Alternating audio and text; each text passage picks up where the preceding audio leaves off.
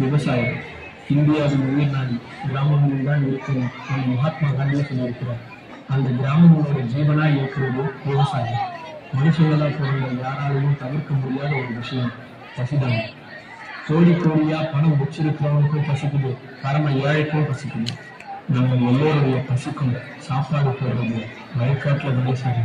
அந்த ஏழை விவசாயியோட அந்த விவசாயமும் எப்பவுமே இயற்கையை சார்ந்ததாக இருக்குது.